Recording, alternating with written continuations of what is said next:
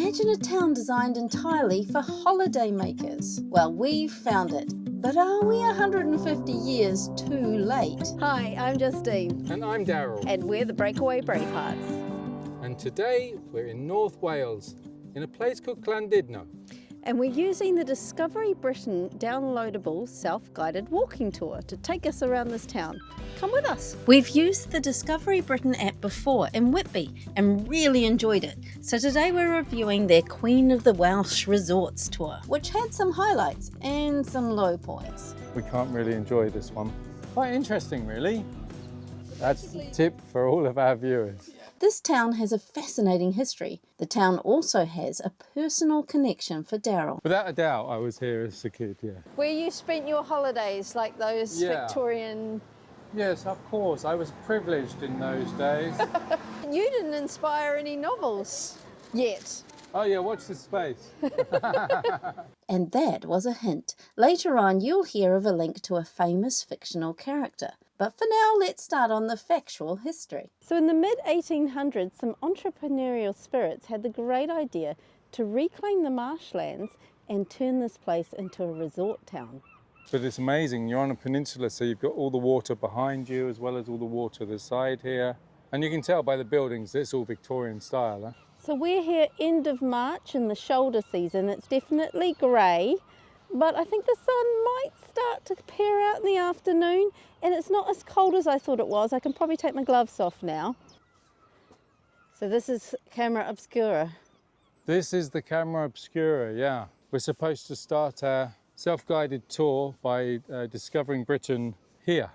This is a replica of what would have been stood here to capture this beautiful view for the Victorian visitors that would be expected to come here in those times. Darkened rooms with a small hole that projects an inverted image onto an opposite surface. So it was like a massive camera before cameras were invented. So interestingly, that's something that we can't do out of season, which is a shame. And it probably is something to do with how spectacular things look in July. Slight disappointment in the fact that off season, we can't really enjoy this one.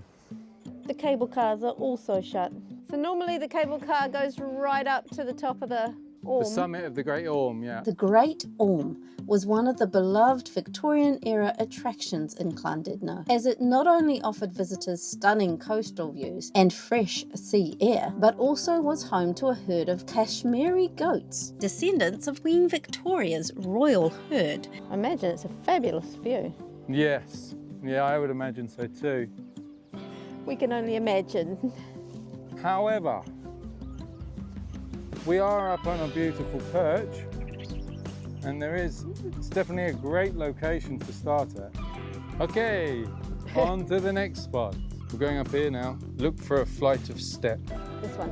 Yeah, okay, and yet it looks closed. Seriously, it is. Wow, we're doing well today. It's all fenced off. Completely overgrown down there. This has not been maintained for quite some time. Right, what it's saying, copper ore was mined here since the Bronze Ages, 4,000 years ago. The copper that was mined here was traded across Europe, but they obviously don't see it as a very strong archaeological feature, or they would have taken a little bit more care of it. This is agreed. We discovered later on that this particular site has now been overtaken by an updated attraction. So if you're interested in finding out more about the Great Orme Bronze Age mine, you can ignore this stop on the Discovering Britain tour and put aside time to head up the Orme instead. Okay, but number 3 is also a bust. What's stop number 4? Continue down the steps. Okay, well we can't go down the steps. So we're going to have to work out another way. Okay. Wow, it's actually warming up here. It is warming up. Then my 16 layers will probably suffice. So continue to the end of this lane, and ahead is the tram station. Okay, lo and behold, there is a tram. Woohoo! And it looks like there's people getting on it. Awesome. Wow, look at that. The tram has been operating for 120 years. The tramway was built during the Victorian era to give tourists an easy way to reach the top of the Great Orme. It played a key role in making Llandudno a top seaside resort and continues to be a cherished part of the town's attraction today. So it's a leisurely ride up to the Great Orme.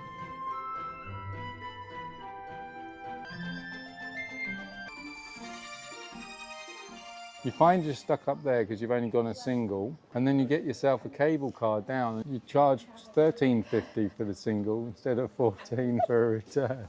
That's the tip for all of our viewers. If you're finding these tips useful, please hit subscribe now so that we can bring you more videos that help you get the most out of your travel. So the King's Head pub is Llandudno's oldest pub. How long has it been around? Built in the late 1700s. Legend says it was here that Owen Williams, already a well-known engineer from Liverpool, met with locals to discuss the development of the town. Presented his plans of what he wanted to do with Llandudno, having them all agreed that this was a good place to put a resort.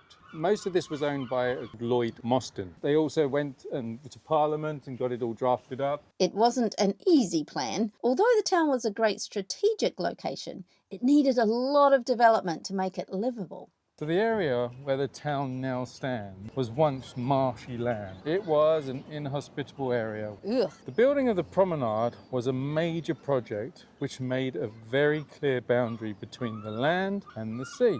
Mostyn, Williams and his team put a lot of effort into ensuring the Victorian sense of aesthetics and social life was indulged, combining clever marketing with innovative engineering. They basically were creating the ultimate tourist trap. And now we're going to learn some interesting features about Llandudno, because most places are grids. And this is a grid, but it's a grid with a difference. But what the difference is here is that you'll see that you can't look all the way straight down. And that's because it follows the same line as the beach. As the coastline. As the coastline. It follows a natural curve. So yeah, it basically is called a bent grid. A bent grid. Love it. So this street would have been the equivalent of Victorian Airbnbs.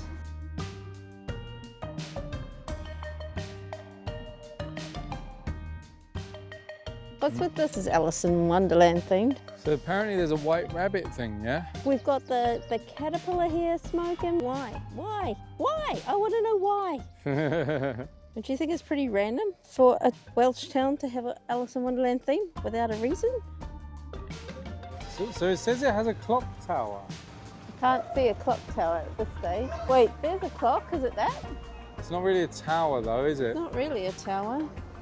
You'd expect to see a clock tower, right? Well, yeah, the word tower implies that it might be like standing out in some way, uppish.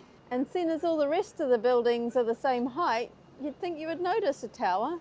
So it turns out there is no real significance to the actual clock. They just wanted to point out the design features of the buildings, which actually is quite interesting. What I recognise and what I love so far about this little place is that they've limited it to just 4 stories high. There's no horrible monstrosity of a building been allowed to take up and obscure the rest of the views. When you look at these buildings here, see the purpose of the construction and the choices that they made when making this place. The buildings only a certain height. So they had to be the same height as the roads. So the dimensions are proportional to the size of the roads. Wow. So that was something that I thought was pretty amazing to read in the first place. Secondly, you'll see that only the first 2 stories have bay window. So cool. So it's kind of like a model village that they've planned in advance. The 2 main roads, Mostyn and Vaughan Streets, are notably wider than the typical streets of the time, a design choice made to accommodate the turning circles of horse-drawn carriages and carts. Which do you think you prefer? The streets lined with cars or horses and carts? With horses, you've got the muck that comes with it. Exactly. And the smells. The exhaust fumes from the back end of the horse. But like you can see, this road is thinner. Yeah. So the proportion of the building can be no taller than it is width-wise. You don't have to be exactly the width, you just can't be taller than the width. Yeah, you can't be taller than the width, that's right. Unless you're a church. Yeah, and then the you've got rules don't different, count. That must be the Red Queen. That's the Queen of Hearts, absolutely. Yeah. Why does this town have an Alice in Wonderland theme? Oh, there will definitely be a reason, and we're going to have to try and find out. Number 8. Continue down Mostyn Street. This is a good place to see the special features of Victorian buildings in Llandudno, the cast iron. Ah, I see. So if you look at the front of verandas on many buildings, the decorative glasswork giving the name of the shop was an important part of the building design, Victorians, as it helped to emphasize the importance of a building and of people who were using it. But here the decoration has a function as well, because these structures provide shoppers protection from the rain. Well, there you go. I thought they were sunshades. Yeah, that was sarcasm. It was sarcasm. Oh wow, look at that one at 1896. Visitors to the town didn't only need places to stay, they also needed other services, including shops and churches. So here, a whole block of the grid plan was designed by an associate of Mostyn, George Felton. So jobs for mates, basically. Yeah, absolutely. And the other thing they say is that off the main road, the Mostyn Road, you get little streets coming off them which give you glimpses of the sea. So as you can see behind me, you could almost think that even though you're in a town, you could also be in the countryside. As you look around, you've also got the sea. And as you look further around again, you're back into the countryside. That was primarily part of the plan. And as you can see, it works. It's literally wherever you look, it looks like you could be in the country as well as in a town.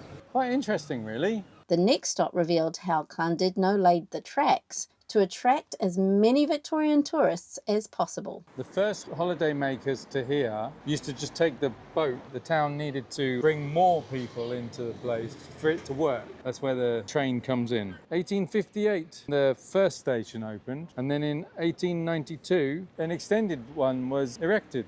Basically, it was so popular that they had to build another train station. Doesn't look quite so busy anymore. The height of its time, it was the 1880s. Right. And it said that the trains would have just been fully packed, and they would have ran regularly. However, there has now obviously been a mass decline compared to what it was in its heyday. Ironically, Llandudno's success as a prime Victorian tourist destination ended up contributing to its own decline. Its reliance on seasonal trade, the expansion of competing resorts, and the lure of cheaper holidays abroad, combined with the rise of motor cars and the impact of the world wars, flushed away the town's once glorious appeal. But Llandudno wasn't ready to go completely down the drain just yet. So number 12 is the toilets. Is that what you're telling me? It's known to locals as Bog Island. Okay, because of the toilet block.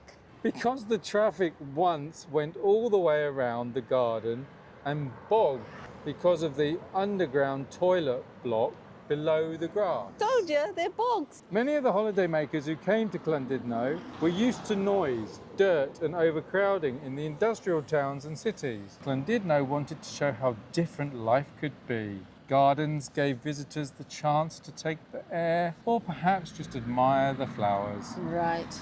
I wonder if the Victorians have to pay 50p to use their fancy bogs. I don't think it would be 50p because it would be shillings in those days. Or would it be halfpenny pieces? I don't know. These ones are out of order and waiting for repair. But they would have been fancy in their day. Absolutely.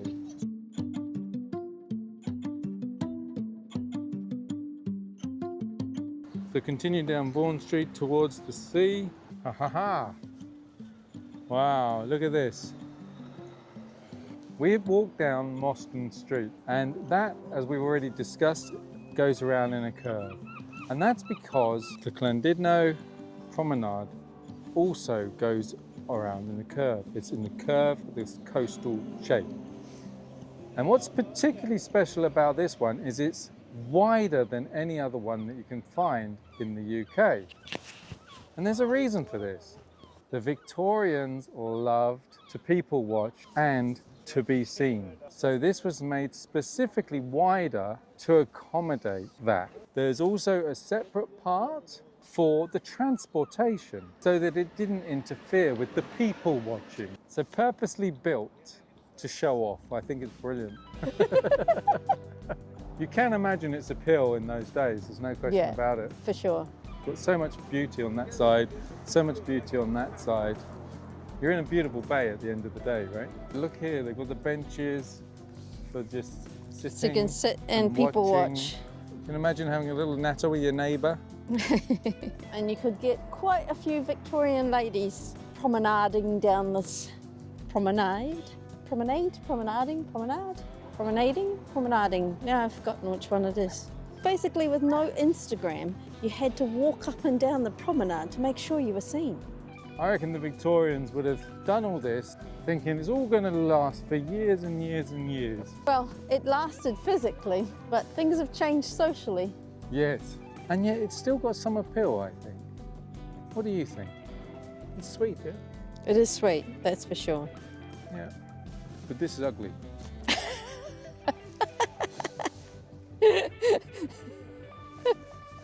Not a fan of the modern buildings, are you, Daryl? I'm not a fan of the modern building, no. Number 14, let me entertain you. What we have behind us is the last remaining theatre here in Llandudno. In its heyday, it had 6 theatres. There would be West End shows and all sorts of things like that because there was that appeal. One area for entertainment was the open-air theatre in Happy Valley, now a lovely park with a bit of a mysterious anomaly. Did it tell you much about these? No. So it doesn't explain why we have like a miniature Stonehenge sort of thing over here. If anyone out there does know what or why this structure exists, please let us know in the comments. And don't worry, we are still on the track to solve our other little mystery. But first, a story 200 years older. Punch and Judy originated in 17th century Italy and had become a popular puppet show in England by 1662. Now, did you watch Punch and Judy when you used to come on your holidays? I have been entertained by Punch and Judy, Oh, yes. how old are you exactly? That's cheeky. I'm not Victorian. Isn't it violent? It is actually. Punch was called Punch for a reason. But we didn't get to see Punch and Judy because it's closed, only open in the summer. And we simply aren't the right class for the Imperial Hotel. So this is the grandest hotel here, and you can tell because it was allowed to be built a little bit bigger than the others. And so only the best people stayed here at the Imperial. Turns out the Victorians were very class conscious. Llandudno actually sold itself as the Naples of the North, the place to go for those who wanted that Mediterranean feel. Which is why I find it quite ironic the way that this hotel ended up. During World War II, this became the place where the Inland Revenue Department decided to base themselves. They didn't want to be bombed in London and they still wanted to collect their taxes, so they all found themselves hosted here at the Imperial Hotel, and then later on 400 hotels around this area were overtaken by Inland Revenue Department staff and their families. This didn't lower the tone of another grand hotel just down the road. St George's Hotel was actually built by a 24-year-old local who grew up on a farm up on the hill up there. His name was Isaiah Davies. He got the land for his hotel in a bit of an unusual way. You see, he ended up marrying the daughter of the owner of the pub that we saw a little bit earlier on, the King's Head. And one of his frequent customers owed him a lot of money. So Isaiah did a deal and swapped the drinking debts for this piece of land and then ended up building this magnificent hotel. Well done him. It opened in 1854 and claims to be the first luxury hotel in Llandudno. It ran its own bus service and had the first lift in the town. It also attracted some very important guests. None other than Napoleon III, Bismarck, and no less than 7 British Prime Ministers have stayed here. Including Winston Churchill, Margaret Thatcher and the Beatles. Not all at the same time. Oh, that would be an interesting dinner party, wouldn't it? And in 1862, a man called Dean Liddell, an Oxford professor who was friends with Lewis Carroll, took his family and their maids to holiday here in this hotel. He had a young daughter called Alice. Aha, that's where it comes from. Look who we found. Lewis Carroll got to know Alice. Alice's personality and character inspired his famous story. And so the town's picked up on that. And there is Alice-inspired themes everywhere. So personally, I think the link is a little tenuous, but for a town that has been specifically designed as a tourist trap, it's hardly surprising that they would capitalise on every opportunity. Yeah, this is a relatively new trail by the sounds of things. I think 2010 or something. They're chainsaw carvings. I didn't know that. Yeah, Okay, they're all done with a chainsaw. that's pretty cool. Every single one that we've gone to. Yep. Yeah. Meanwhile, the last stop on our self-guided tour was the magnificent Pier, which quickly became a centrepiece of Llandudno's seaside charm. Another place for promenading, performances and panoramic views that captured the era's love of leisure and elegance. So it's quite a pier. It really is quite a pier. So there's like details like this and this. Okay. So the pier was intended to be beautiful as well as functional. Indian Gothic style. Maharaja's palace floating on a lake. Yeah, the pier's 700 metres long. So originally it was 75 metres long, and then it was damaged in the big storms of 1859. When it had its rebuild, they rebuilt it out of iron with this whole theme. In its heyday, this pier would have been beautiful. Sadly, not so much today. But you can definitely see the potential. And in the summertime, when it's filled with energy and buzz of people, I'm sure there is a wonderful vibe here.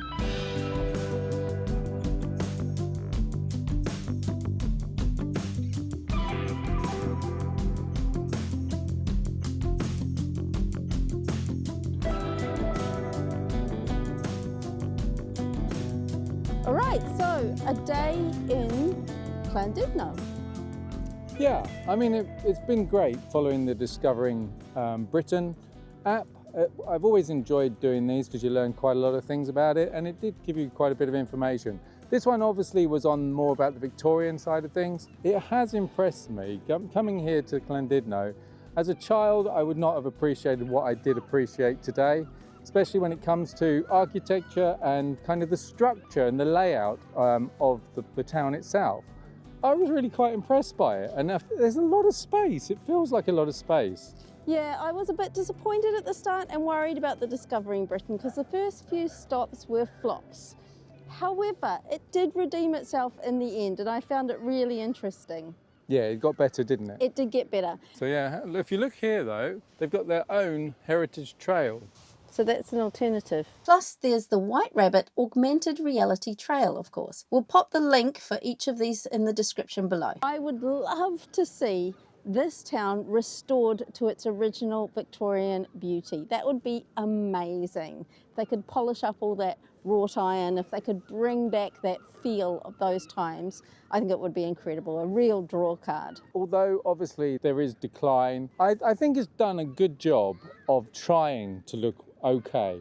This place has probably taken a battering from the sea, the Irish Sea, for many, many years. If we were to have experienced it during the Victorian time, wow, what a place. So tourist boom or bust? In the off-season, I think it's still an enjoyable place to come.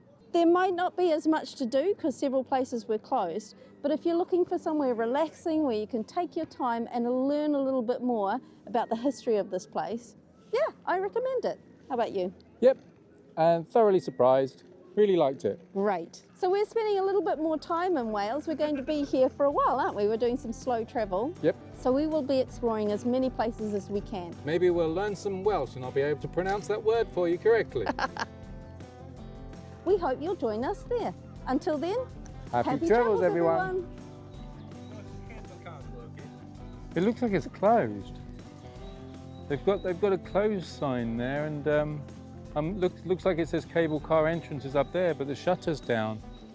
So yeah, yeah, no worries. It just doesn't make sense to me to complain about seasonal tourism and the impact it has on communities and then not actually do anything to help off-season tourism, which really would help spread the load and be better for everybody. So in 1858, this pier was